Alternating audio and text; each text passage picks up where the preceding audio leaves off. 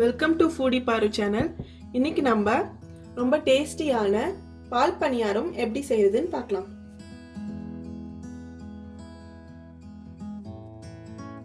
இந்த பால் பணியாரம் பண்றதுக்கு நம்ம ஒரு பவுல்ல 1 கப் பச்சரிசி சேர்த்துக்கலாம். அப்புறம் 1 கப் உளுத்தம் பருப்பு. ரெண்டும் ஈக்குவல் குவாண்டிட்டி எடுத்துக்கலாம். அப்புறம் இதை நல்லா வாஷ் பண்ணி எடுத்துக்கலாம். இப்போ இது நல்லா வாஷ் பண்ணி எடுத்தாச்சு.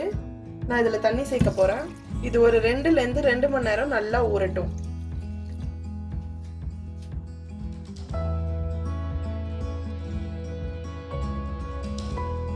இது 2.5 hours நல்லா ஊறி இருக்கு. இப்போ அந்த அரிசியும் உளுத்தம் பருப்பையும் நல்லா அரைச்சி எடுத்துக்கலாம்.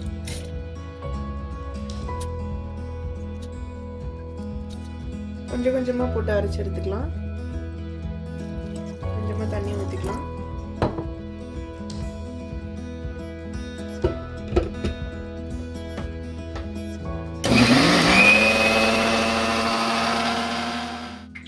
இப்போ மாவு ரெடி ஆயிடுச்சு. இந்த மாதிரி கெட்டியா இருக்கணும். இப்போ இதுல கொஞ்சமா உப்பு சேர்த்துக்கலாம். கொஞ்சமா உப்பு சேர்த்துக்கிறேன்.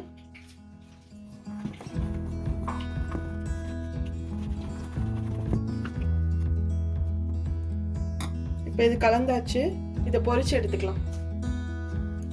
இப்போ எண்ணெய் நல்லா சூடாயிருச்சு. இந்த மாதிரி சின்ன சின்னதா போட்டு எடுக்கலாம்.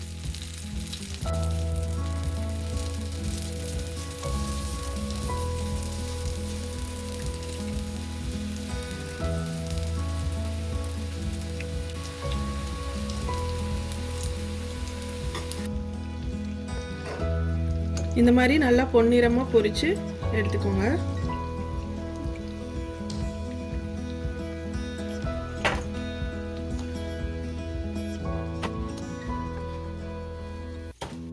இப்போ பாலில் தேவையான இன்க்ரீடியன்ட்ஸ்லாம் சேர்த்துலாம். நான் வந்து 2 கப் தேங்காய் பால் எடுத்திருக்கேன். 1 கப் பச்சை பால் எடுத்திருக்கேன். இதை இதில் ஆட் பண்ணிடலாம். நெக்ஸ்ட்டு 1 ஸ்பூன் ஏலக்காய் தூள்,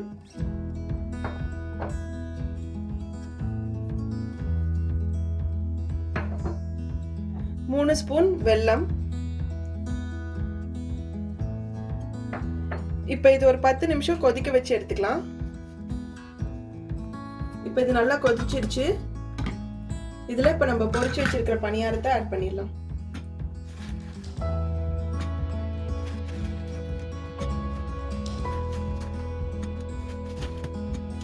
பணியாரம் நல்லா கிறிஸ்பியாவே சாப்பிடணும்னு நினைக்கிறவங்க இப்பவே அப்படியே எடுத்து சாப்பிடலாம்.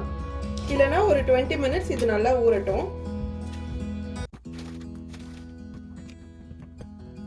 இப்போ 20 மினிட்ஸ் கழிச்சு எப்படி இருக்குன்னு பார்க்கலாம்.